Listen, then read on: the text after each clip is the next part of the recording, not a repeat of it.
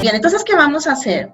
Fíjense que yo aquí voy a traer una presentación sobre por qué nuestros pensamientos, ustedes recuerdan, estos jóvenes de la Iglesia del Señor, que muchas cosas de lo que nosotros somos, de hecho la conducta que nosotros emitimos tiene que ver mucho con nuestros pensamientos, con lo que nosotros estamos aquí en nuestra mente y en nuestro corazón. Yo traigo un estudio bíblico sobre cómo es esperar. Entonces, la ansiedad y cómo aprender a esperar en Dios. Bien, quiero que partamos de un versículo que queda en Proverbios 23:7. Este versículo es un versículo muy conocido, que creo que muchos lo hemos escuchado. Amén, amén. Bien, entonces dice de la siguiente manera. La versión Reina Valera dice, porque ¿cuál es su pensamiento en su corazón? Tal es él. Aquí en esta versión lo voy a leer por completo y dice, come y bebe y te dirá más y te dirá, mas su corazón no está contigo. Entonces yo les pregunto, cuando uno dice, porque ¿cuál es su pensamiento en su corazón? Tal es él. ¿Dónde queda ubicado este corazón? Cuando uno dice, por aquí, por la mente, quiere decir que hay una estructura cerebral que se encarga de gestionar esos pensamientos. Es decir, que está por acá, una parte en el cerebro. No sabemos dónde está, pero está aquí. Y miren lo que dice el mismo versículo en la versión Reina Valera antigua. Porque ¿cuál es su pensamiento en su alma? Tal es él. Y la versión Reina Valera actualizada dice, porque ¿cuál es su pensamiento en su mente? Tal es él.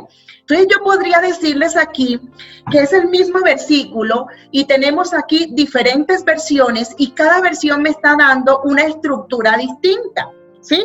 Pero podría decir que esas tres estructuras, estamos hablando del mismo concepto, la misma estructura. Estamos hablando que corazón, alma y mente, según estos versículos, se corresponde a una misma cosa. Bien, entonces cuando yo les pregunto a ustedes, ¿dónde queda la mente?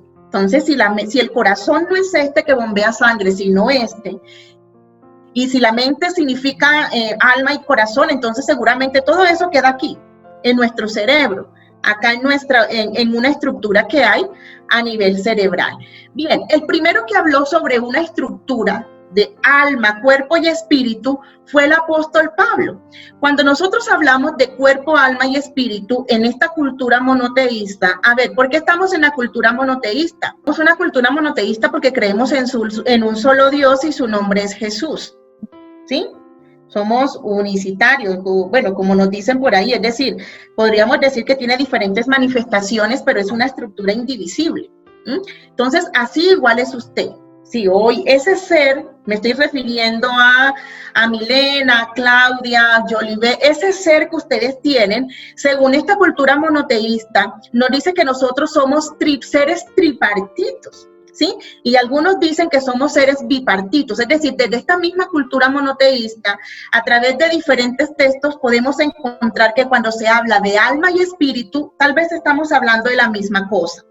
Pero vamos a quedarnos con esta postura, la postura tridimensional o tripartito, que dice que estamos compuestos por cuerpo, alma y espíritu, ¿sí? Es decir, que somos un todo. Yo no puedo en un momento decir, hermana, es que yo estoy bien espiritualmente porque voy a la iglesia, oro, ayuno y tengo un servicio, pero llego a la casa y esa ansiedad que me está quemando por dentro me hace pelear con mi mamá, con mi papá, tengo miedo en relacionarme con las personas que están a mi alrededor, siento que no valgo nada, o muchos de ustedes sienten que así sean buenos líderes, por dentro tienen un concepto de sí mismo disminuido. Y eso tiene que ver con la parte psicológica, con esa parte emocional que cada uno de ustedes tiene. Bien, entonces, el primero en hablar de este concepto fue el apóstol Pablo en el año 50 después de Cristo. Y lo dice en el versículo que queda en Primera de Tesalonicenses 5:23. Y el mismo Dios de paz os santifique por completo. Es decir, que no solamente la parte espiritual, todo, hasta nuestro cuerpo debe ser santificado, libre de toda concupiscencia, libre de caer en toda tentación. una tentación que va hacia afuera, pero también tentación hacia el propio cuerpo que se puede generar a través de la autogratificación de cada uno de ustedes. Entonces, aquí dice que por completo y todo vuestro ser, es decir, espíritu, alma y cuerpo, se ha guardado irreprensible para el día de la venida de nuestro Señor Jesucristo. Es decir, mis queridos muchachos, en esta tarde que tenemos que preocuparnos por todo, hasta de lo que sientes, cómo sientes, de tus miedos, de tus angustias, de cómo gestionas tu ira, tu rabia, tu tristeza, porque resulta que todo eso te encamina o hacia el acabose más profundo o le permites al Señor que actúe de una manera maravillosa y tú puedas ir en escala. Entonces aquí lo tenemos. Bien, y dice el contenido del alma. ¿Qué es el contenido del alma? El contenido del alma tiene 3 componentes importantes. Uno es la mente, donde radican nuestros temperamentos. Hay algunos que son más temperamentales que otros, ¿verdad? ¿Ustedes qué dicen? ¿Sí? Hay unos que uno dice, Dios mío, uno no los puede tocar así porque son como fosforitos, o se encienden de una vez. Y ya veo que muchos chicos se están riendo porque es que nos pasa, porque estamos en esta humanidad. No, hermana, esta humanidad no siente nada, hermana. El que está en Cristo, nueva criatura es. Eso no siente ni tristeza ni nada. Déjame decirte que todavía estamos en esta humanidad y por eso estamos en el camino de la santificación y en el camino de la renovación mental. Bien, entonces esta mente dice que ahí está el temperamento, el carácter, que eso es una cosa totalmente distinta, pero el temperamento es hereditario. Cada uno de ustedes se parece a papá y a mamá. De hecho, déjenme decirles que si ustedes son ansiosos, seguramente si vemos la historia de vida se darán cuenta que papá, mamá también son ansiosos. Y que ellos también han cultivado este tipo de sensaciones en ustedes. Entonces aquí vamos a mirar que ahí tenemos el temperamento que es genético y el carácter es aprendido. El carácter es un aprendizaje con el cual yo domino el temperamento. Por eso el Señor dice que Él está formando el carácter de Él en nosotros, es decir, el carácter de Jesucristo en nosotros.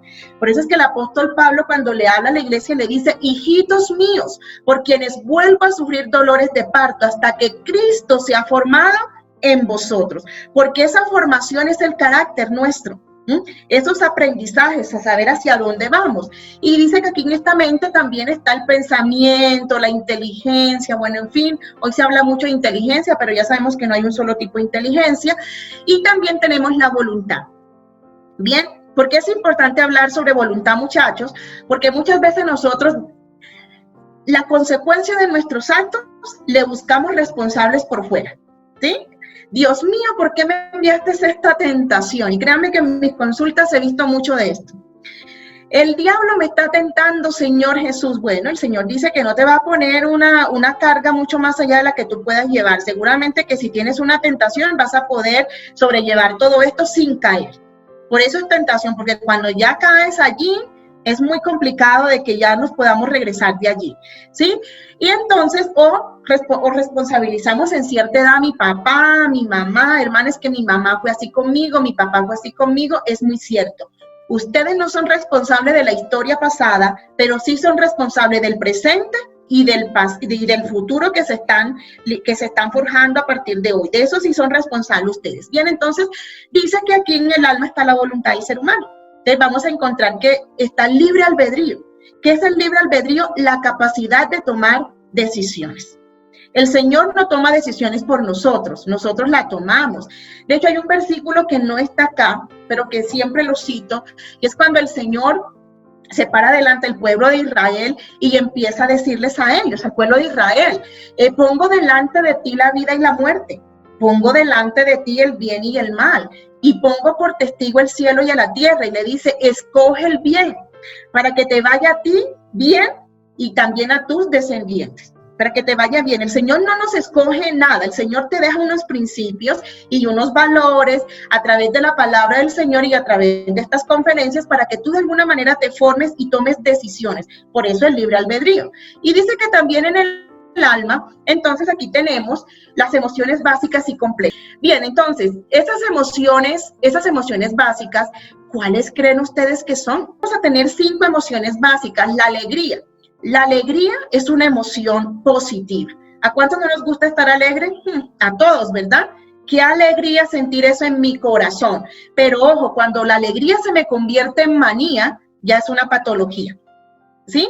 Y aquí ya estamos hablando de algo mucho más exacerbado. ¿La tristeza es buena? Sí. ¿Por qué? Porque la tristeza me permite reflexionar. Yo no reflexiono cuando estoy enojado, ni tampoco reflexiono cuando estoy alegre, menos. Yo estoy allá imaginándome que voy a conquistar el mundo.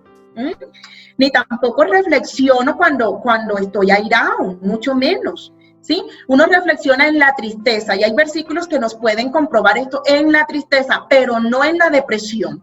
Y si yo no gestiono las tristezas que vienen a mi vida, en algún momento se me van a convertir en depresión y la depresión es patológica. Bien, el miedo es normal sentirlo, sí, el miedo lo sentimos, nada más salgan ustedes de una vigilia a las 12 de la noche de la iglesia central de Cajicá y en la esquina se encuentran un señor mal vestido con un cuchillo.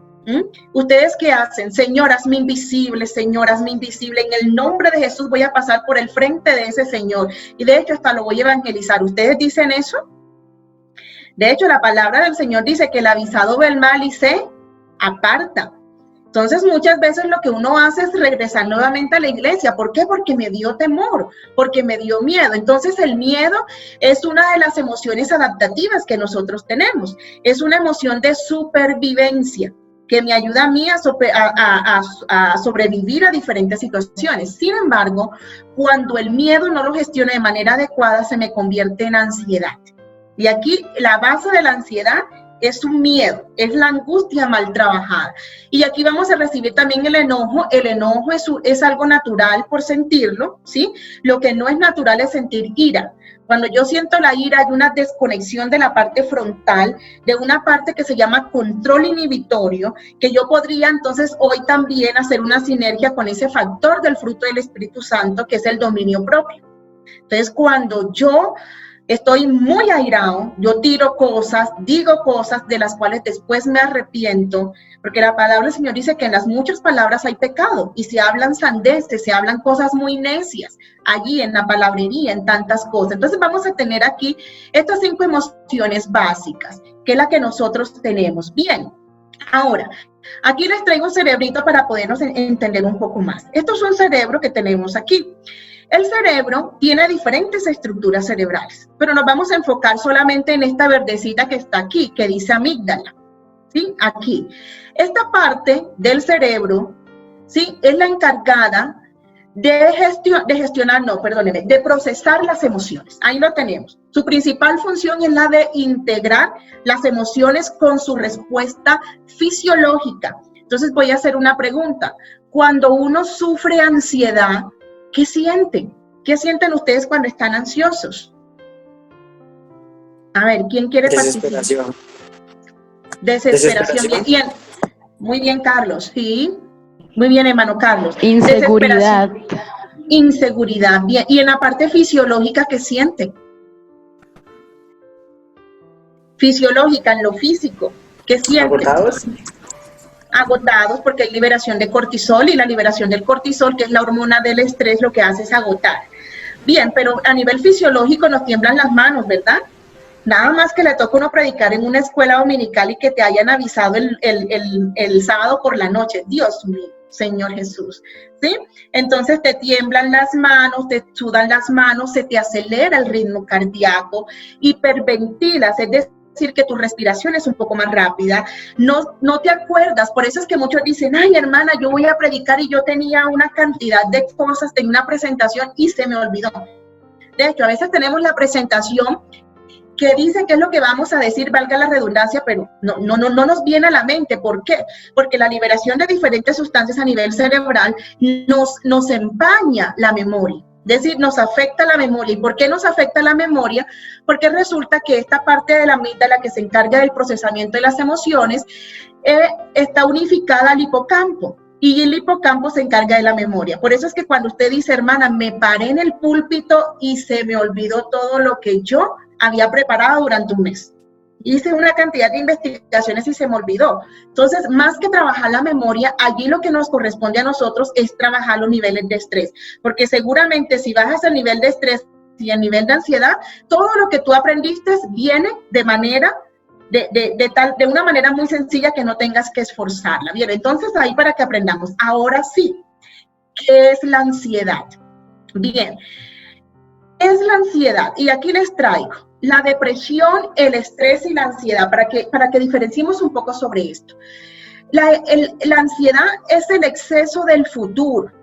Es cuando nosotros tenemos una aprensión al futuro. No somos capaces de disfrutar el presente porque estamos todo el tiempo pensando en un futuro, y fíjense que este futuro en el que pensamos no es un futuro bonito, porque si fuera un futuro bonito, entonces no sería ansiedad sino expectativas. Uy, yo tengo expectativa de que ya yo me gradúe de la universidad y entonces ya yo tenga mi trabajo y empiece a comprar mi carro, bueno, en fin, a viajar. Porque cuando cuando tiene 18 y uno se proyecta a unos 5 años, uno piensa que a los 25 tiene carro, casi beca, ¿verdad? Uno piensa que ya uno tiene todo eso. Resulta que eso no es tan cierto. Eso no es así. Entonces aquí vamos a mirar que la ansiedad es un exceso de futuro, mis muchachos. Es un exceso de ese futuro y no siempre es bueno lo que pensamos. Siempre lo que se viene a la mente es un futuro catastrófico. Como por ejemplo, hermana, estamos aquí encerrados en esta cuarentena y quién sabe si vamos a salir de aquí. Fíjense que yo creo que de aquí ya vamos a salir con chip puesto, ya aquí ya nos vamos al recogimiento de la iglesia. Y no voy a decir que esto es catastrófico porque realmente anhelamos esto, pero más allá de todo esto, sí, siempre esos pensamientos que se vienen. Por eso les inicié con el versículo que tal es el pensamiento del hombre, tal es él. Porque esta ansiedad realmente se activa con los pensamientos, ¿sí? Y son pensamientos, dicen que la ansiedad patológica es una angustia irracional, es decir, que no tiene ningún piso racional. Son cosas que ni siquiera están pasando, cosas que ni siquiera van a pasar, pero ya mi pensamiento lo elaboró de tal manera que ya este pensamiento que está aquí empieza a activarme. Y hay unos que llegan a ataques de ansiedad y hay otros que llegan a ataques de pánico, si ustedes lo han escuchado por ahí. Ahora, el estrés es el exceso del presente. Es como cuando uno está en la iglesia, bueno, o en la universidad, y uno tiene iglesia, universidad, hijos, está casado, bueno, una cantidad de trabajo, y uno dice, uy, yo siento que no soy capaz de responder con todas esas cosas que el ambiente me está poniendo. Pero es presente, es decir, mi recurso personal no puede dar abasto con lo que nos propone el ambiente. ¿Y qué es la depresión? El exceso del pasado. Y muchos vivimos aquí, vivimos en el pasado, no vivimos en el presente. Muchos vivimos en el pasado, pensando en lo que nos pasó, en esas situaciones dolorosas, en lo que me dijo mi mamá, mi papá, en las situaciones que me pasaron en la iglesia, en esos abusos verbales, físicos, en los abusos sexuales que también se dan, en esos abusos de abandono. Entonces vivimos en un presente estresados, pero en un presente ansioso y un presente depresivo. Entonces, ¿qué es la ansiedad? La ansiedad es aprensión al futuro, es todo el tiempo vivir en el futuro, pero un futuro catastrófico. Entonces, yo quiero que las cosas sean ya, yo quiero que las cosas se me den ya, porque si no se me dan ya, es muy complicado que yo logre estar en paz y en tranquilidad. Y mira este versículo que tengo acá que dice, ¿por qué voy a desanimarme? ¿Y por qué voy a estar preocupado? Mi esperanza he puesto en Dios, a quien todavía seguiré alabando. Él es mi Dios y mi Salvador. Esto es Salmos 42:11. Fíjense que si yo me voy a la traducción Reina Valera, lo que dice es, ¿por qué te abates, oh alma mía? Es decir, ¿por qué te abates emociones dentro de mí? Dice, espera en Dios, porque aún he de alabarte, salvación mía y Dios mío. Entonces, la ansiedad, aquí les traigo a ustedes unas estadísticas que dicen que tanto la ansiedad como la depresión y el estrés son considerados la enfermedad del siglo XXI. Dice que según la Organización Mundial de la Salud, el 12% del total de enfermedades que realmente hay en el mundo es relacionado con esto, con la ansiedad, y que esto es incapacitante. Ustedes no se imaginan la cantidad de personas de todas las edades que vienen a consulta porque están ansiosos y esto los incapacitan de tal manera que no pueden ir a su colegio, que no pueden trabajar, que no pueden servir a la iglesia como quieren porque todo el tiempo tienen un miedo excesivo. Ahora aquí bien. Ahora, ¿cuáles son los síntomas de la ansiedad? Bueno, vamos a mirar a ver cuáles son esos síntomas de la ansiedad que nosotros podemos tener. Los síntomas de la ansiedad. Entonces, aquí la ansiedad, cuando se tiene ansiedad, una persona tiene sensaciones de nerviosismo. Identifíquenlo, a ver, nerviosismo, agitación o tensión, es una persona que no se relaja o que tiene muchos dolores musculares. Hoy por hoy pues tenemos que la fibromialgia, si la han escuchado por ahí, que también tiene su causa en esta parte de la ansiedad. Tenemos situaciones de peligro y pánico, es decir, todo es catastrófico, lo que la vida me depara es algo muy negativo. Y así yo esté en la iglesia del Señor, hemos encontrado un gran porcentaje de jóvenes y hermanos a nivel general que sufren de ansiedad, ¿sí? Que tienen su ansiedad a flor de piel, ¿sí? Aumentan el ritmo cardíaco, respiración y acelerada, lo que llamamos hiperventilación, es decir, que hacen esto. O sea, no pueden respirar bien. Y por eso es que cuando van al médico le dan una bolsita, ¿verdad? Para que respiren dentro de la bolsita, para que se puedan equilibrar con esa respiración. Dice que tienen sudoraciones, temblores, sensación de debilidad o cansancio. Alguien me decía por ahí, hermana, es que estoy cansada. Sí, es cierto, se manifiesta como cansancio, porque cuando yo estoy ansiosa, libero una cantidad de sustancias a nivel cerebral, entre ellos el cortisol. El cortisol es la hormona del estrés. Y cuando se libera cortisol, entonces nos cansamos. Por eso es que cuando estamos estresados llega un punto en que ya yo me quiero ir a dormir porque estoy muy cansada. Y uno dice, pero no hice nada. Pero sí te estresaste y esa sustancia te mandó a dormir. Entonces hay problemas para concentrarse o para pensar en otras cosas que no sea la preocupación actual. Se tiene problemas del sueño, no se concilia el sueño bien, tiene problemas gastrointestinales, tiene dificultades para controlar esos pensamientos que se vienen y que vienen todo el tiempo. Y dice que tienen la necesidad de evitar las situaciones que le generan ansiedad, como por ejemplo, si a mí me genera ansiedad ir a la iglesia porque no quiero tener contacto con las personas que están alrededor porque seguramente tengo fobia social o tengo miedo social, ¿qué hago yo? Mejor no voy al culto. O voy al culto y apenas se acabe el culto, voy para la casa, no saludo a ninguno. Y uno dice, pero esa hermana, ¿por qué no saludará? Y muchos dirán, es que es como antipática. Sí, porque es lo primero que se le viene a uno a la mente. La hermana es como orgullosa, como altiva, pero puede ser que la hermana esté, o el hermano sufriendo de una fobia social, que también tiene que ver con ansiedad social, y aquí está. Entonces, los trastornos de ansiedad, recordemos, yo no sé si por acá lo traía, yo creo que sí, bueno, no lo tengo por aquí, pero la ansiedad se puede dar por episodios. Por ejemplo, nosotros podemos tener un episodio de ansiedad. A ver, ¿cuántos se han sentido ansiosos? Levanten la mano, en algún momento de su vida ansiosos. Bien, eso quiere decir que esos son episodios de ansiedad, como por ejemplo, cuando nos mandaron a cuarentena, ¿verdad?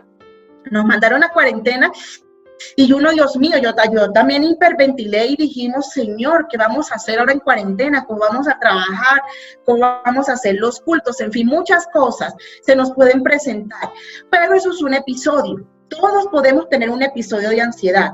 O algunos de ustedes, si alguno está enfermo con tiroides, si alguno tiene azúcar, por ejemplo, diabetes tipo 1, tipo 2, si alguno de ustedes tiene malnutrición, por ejemplo, también les puede dar ansiedad. También les puede dar ansiedad. Y fíjense que aquí ya estamos identificando dos situaciones distintas. Uno, que puede ser por el momento, por la situación actual. Y dos, puede ser también por una parte biológica.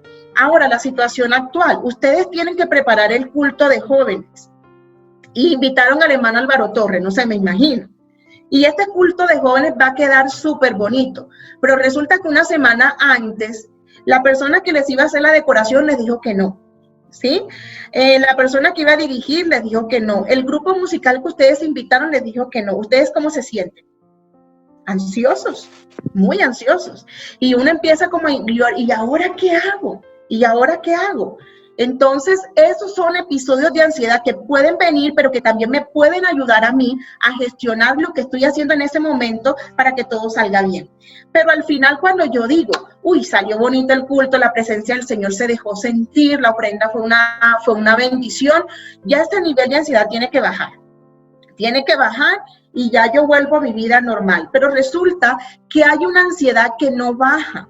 Y aquí me quiero detener un momento. ¿Por qué esta ansiedad es tan complicada? Porque resulta que cuando yo no gestiono esta ansiedad, vemos a algunos adolescentes nuestros y jóvenes, lamentablemente dentro de nuestras congregaciones, que se cortan para nivelar el nivel de ansiedad, que tienen una cantidad de pensamientos, que tienen ideaciones suicidas también relacionadas a esto, que no tienen una buena comunicación con sus padres, ni con sus líderes, ni con el pastor, ni con ninguno. Entonces, todo se lo guardan y esto va generando más ansiedad.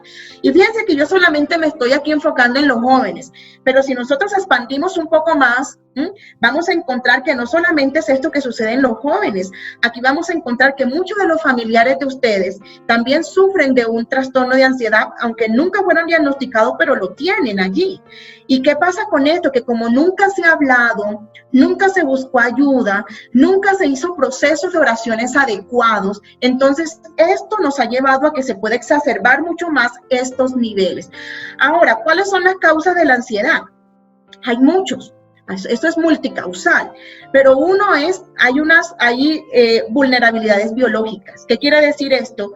Que si mamá, papá, el amigo, mamá, papá o un familiar tiene altos niveles de ansiedad, es decir, que sufre de esto, usted tiene la probabilidad de hacerlo. De tenerlo. Ojo, esto no es una verdad absoluta, estos son probabilidades, que si nosotros, ustedes, mis jóvenes, lo trabajan bastante bien, seguramente no van a tener que sufrir de esto, no.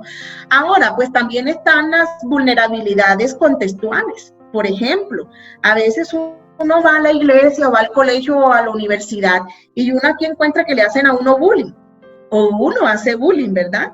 También. No, hermana, nosotros somos tan santificados que no hacemos esto.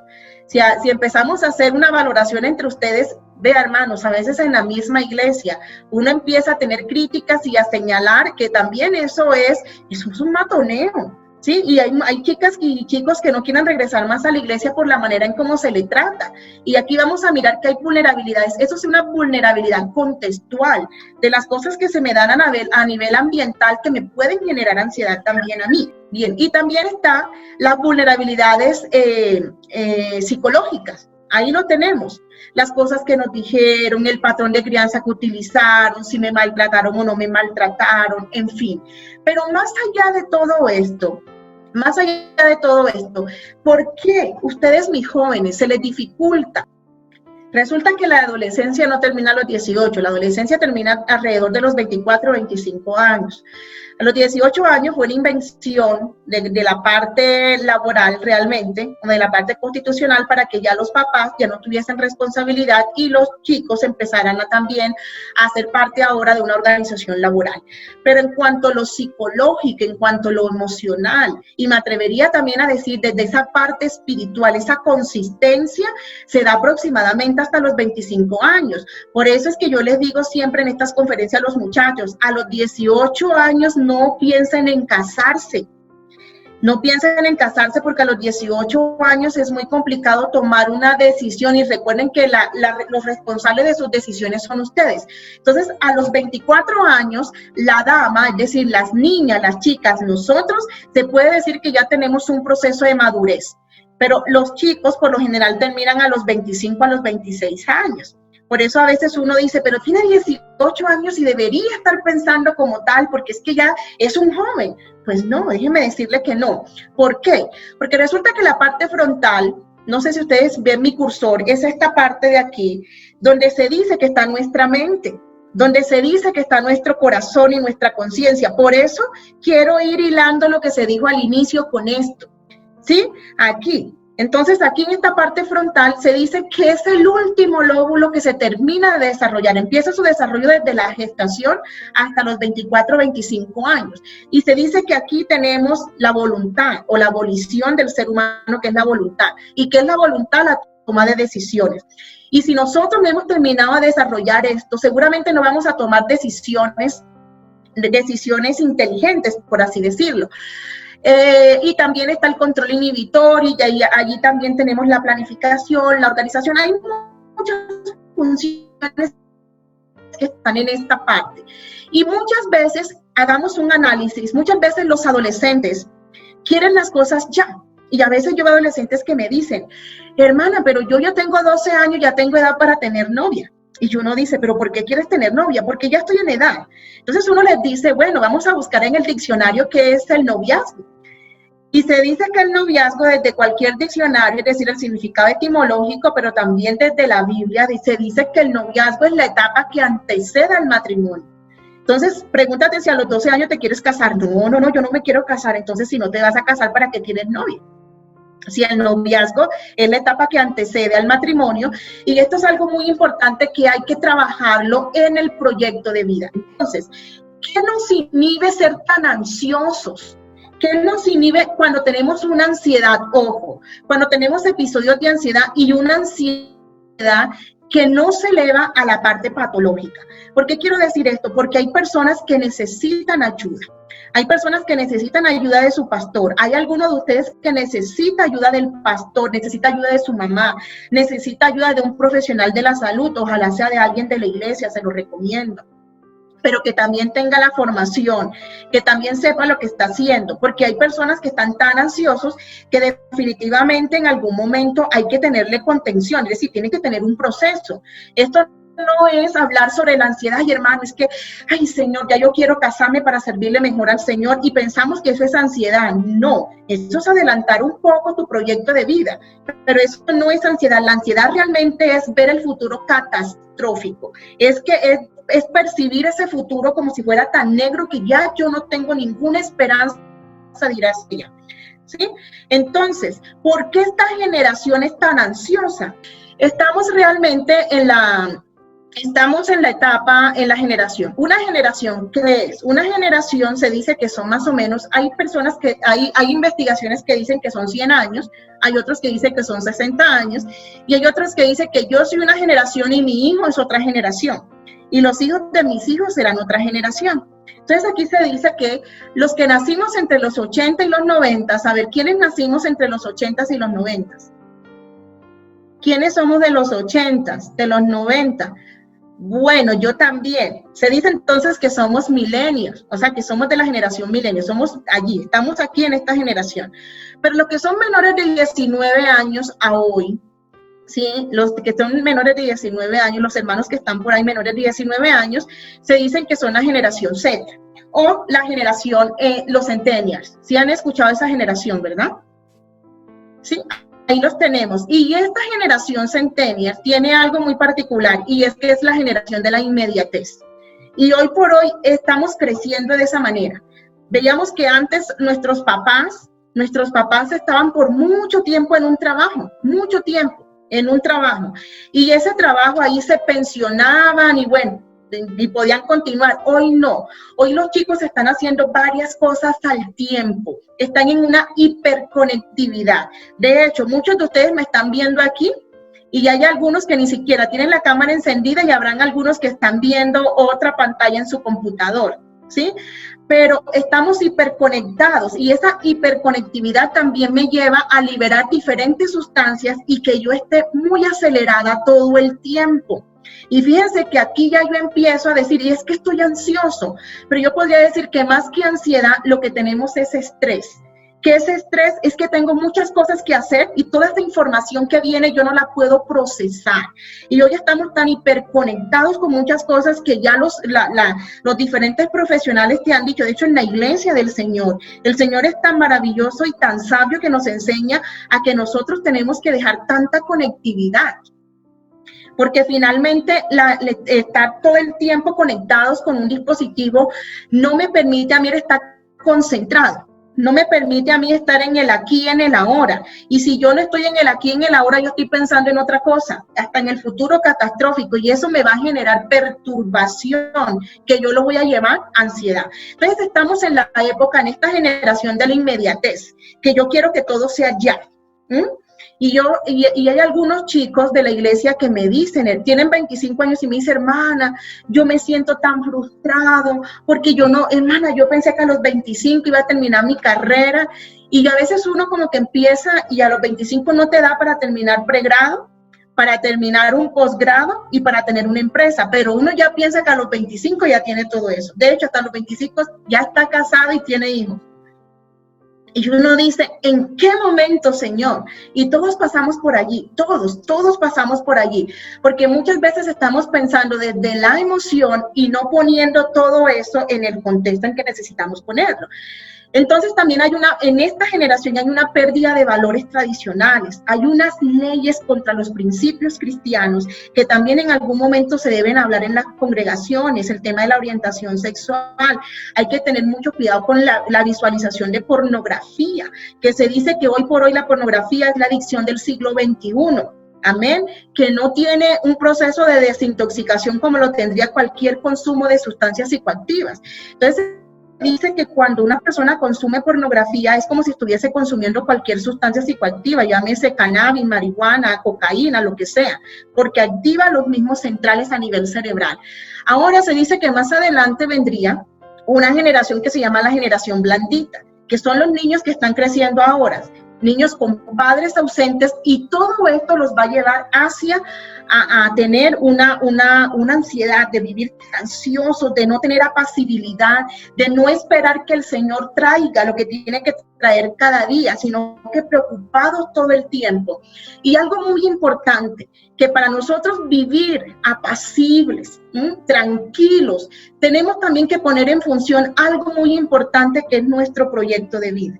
Pero este proyecto de vida tiene que tener un propósito y sentido de vida. ¿Y quién nos da ese propósito? ¿Quién nos da nuestro propósito de vida? Dios. Es el único. Dios es el único. De hecho, alguien me decía, hermana, pero es que los proyectos de vida eso no funciona. Sí, sí funciona. Tus pilares deben ser propósito, principio, misión y visión, objetivos y metas. De ahí para adelante, muchas cosas pudieran, por ejemplo, ¿cuántos de ustedes no pensaron que se iban a graduar ahorita a mitad de año, por ejemplo, y se vino la cuarentena, ¿no? Y no pudieron. Entonces ya tienen que ampliarlo un poco más. Finalmente, lo que nos da a nosotros la base en nuestro proyecto de vida es Dios, no hay otro.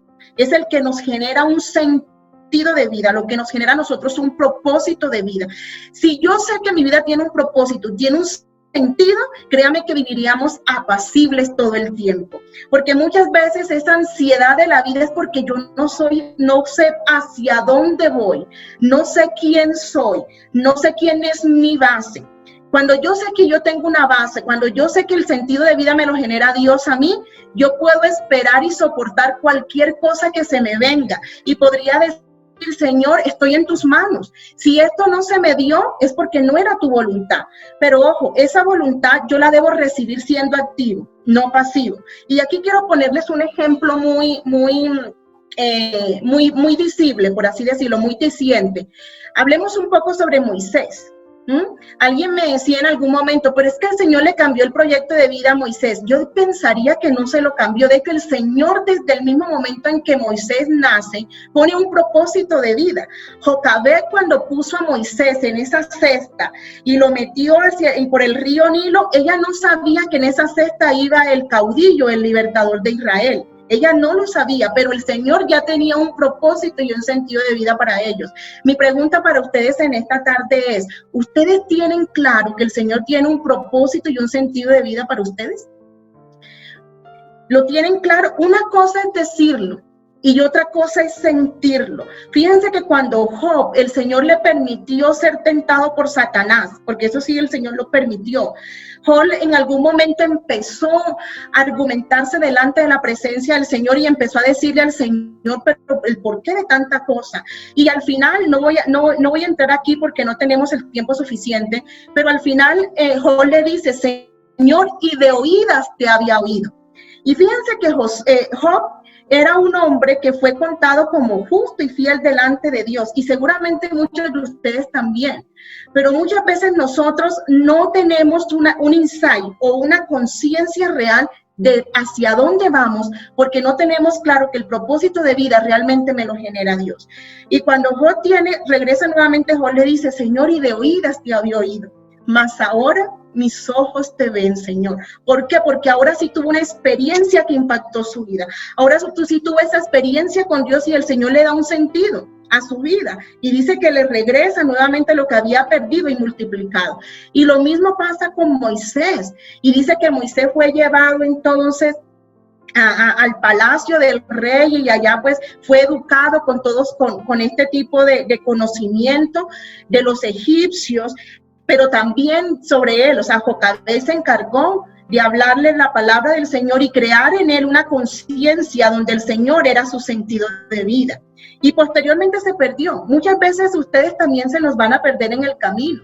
Dice que tuvo aquí un problema de identidad y se fue 40 años al desierto a cuidar ovejas, pero allá el Señor fue y lo encontró y empezó a decirle, no, yo te preparé. O sea, tú sabes las leyes de acá de Egipto, pero también te preparé con este conocimiento de Dios en el corazón, con estos principios y con estos valores. Y dice entonces que empezó a liderar un pueblo hacia la tierra prometida, que duró 40 años por algunas circunstancias. Pero jóvenes, cuando uno tiene un propósito y un sentido de vida, créanme que la ansiedad no nos impacta tanto. Puede que venga, pero yo voy a decirle no. Y aquí entonces yo renovo mis pensamientos, voy a renovar mis pensamientos. En psicología se llamaría reestructuración cognitiva. Y le voy a decir no, pero ¿por qué? Porque yo me percibo como perdido en el tiempo, como abandonado, como que no tengo un futuro, como que mi sentido de vida está tan perdido, cuando el Señor me ha dado un propósito. Tú me podrías preguntar en esta tarde, una pregunta podría ser, ¿cuál es el propósito de mi vida? Yo no tendría esa respuesta. Yo no la tendría. Yo lo único que te podría decir a ti es que quién sabe realmente el propósito de un invento si no es el inventor. ¿Sí? Es nuestro Dios. ¿Y cómo sabemos nosotros cuál es ese propósito? Cuando vamos a la presencia del Señor, cuando entramos en ese lugar santísimo, cuando realmente abrimos nuestro corazón y tenemos experiencias con Dios, ahí el Señor nos va guiando y nos va mostrando. Es decir, que este proyecto de vida que tú te puedas hacer, que es maravilloso que lo puedan hacer. Yo siempre digo, hay que hacer un proyecto de vida, porque el proyecto de vida me encamina y yo sé hacia dónde voy. Y el hecho de conocer un poco hacia dónde voy me permite a mí inhibir la ansiedad, porque recuerden que la ansiedad es miedo al futuro, es miedo a lo que se me pueda presentar, es miedo hacia dónde voy. Y fíjense que Moisés decía que iba avanzando y que caminaba como viendo al invisible. No lo veía, pero fue contado como un hombre de fe, que en Hebreos 11, pues ahí tenemos a todos los hombres de fe, y dice que él avanzaba como viendo al invisible. Mis jóvenes en esta tarde, mire, tal vez la ansiedad puede venir a la vida de nosotros y seguramente ya no me va a dar tiempo para poder hacer el estudio de la espera y por qué nos desespera esperar, porque la espera desespera. Amén. Y no tenemos a veces eso de esperar. Pero dice el Señor que los jóvenes, hay un versículo muy bonito que dice que, recuérdenme lo que los jóvenes, ¿qué? ¿Cómo dice el versículo? Sí. Los muchachos se fatigan y se cansan, los jóvenes flaquean y caen, pero los que esperan en Jehová, ¿qué? Tendrán nuevas fuerzas, levantarán alas como las águilas, correrán y no se cansarán, caminarán y no se fatigarán. Pero fíjense que esto es una promesa para los que esperan pacientemente, y la paciencia muchas veces desespera. Amén. Y hay una espera, pero una espera consciente, una espera con propósito. Por eso es que cada cosa en su vida, mis adolescentes o jóvenes que me escuchan, tiene que tener un propósito y tiene que tener un sentido de vida. Y yo a veces reflexionando digo, pero ¿quién me da a mí mi sentido? Dios. Ustedes tienen que visualizarse como Dios. Es que a veces nos visualizamos tanto en esta tierra, nos visualizamos tanto aquí que perdemos el horizonte y el norte realmente de lo que el Señor nos entrega a cada uno de nosotros, que tiene que ver con el sentido de vida. Entonces, la espera realmente tiene algo muy especial en cada uno de nosotros que nos ayuda a afrontar también la ansiedad.